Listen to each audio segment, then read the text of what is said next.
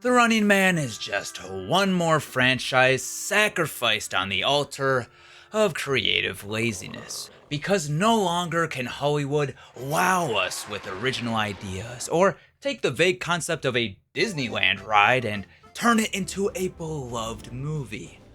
No, now Hollywood keeps spamming out low-effort sequels while ignoring the law of diminishing returns.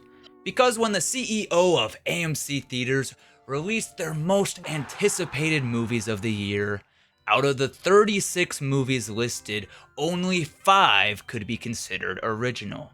Because instead of getting their creative juices flowing or taking a chance on something, we got Captain America 4, Fantastic Four 4, Final Destination 6, Karate Kid 6, Jurassic Park 7, Mission Impossible 8, Predator 9, The Conjuring 10, Saw 11, Mickey 17. Actually, that's just the name of the movie. We also got a Smurfs reboot, a Superman reboot, a Snow White remake, a Lilo and Stitch remake, a How to Train Your Dragon remake, the Naked Gun remake, and of course, the Running Man remake.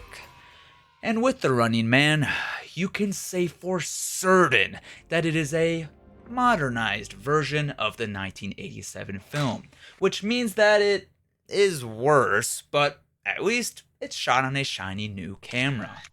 But the most frustrating part of this movie is that it had all of the makings of being an all-time certified banger because they had a great director. Edgar Wright is such a legend. And it had a great lead, as Glenn Powell is such a stud.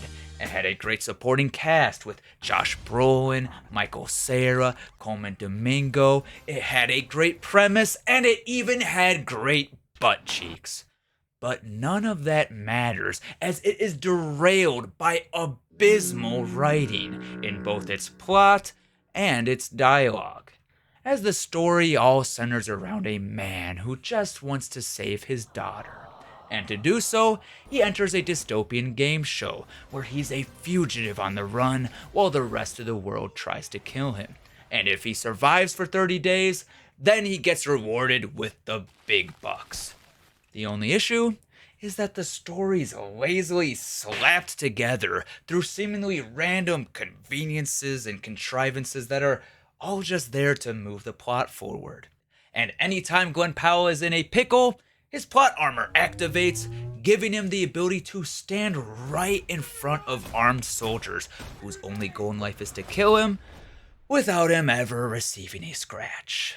And even though this is pretty bad, what may be the worst crime of this movie is how all of the personality is sucked out of the stalkers. As in the original Running Man, stalkers were these big-time assassins who would hunt down the contestants. And they were easily the most memorable aspects of this movie, as they were so unique that they can make someone like Arnold Schwarzenegger seem bland compared to these larger-than-life characters. Like our good old friends Buzzsaw, Sub-Zero, and that obese electric guy.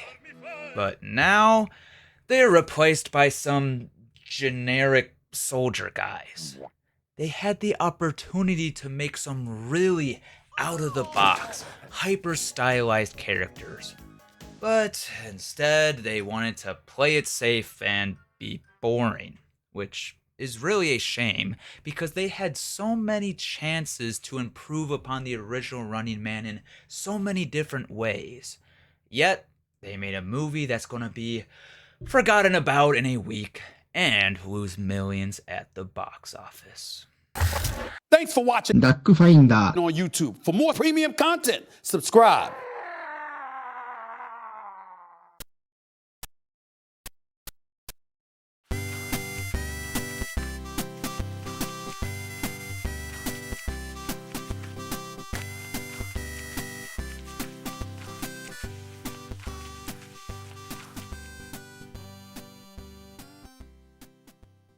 Just like the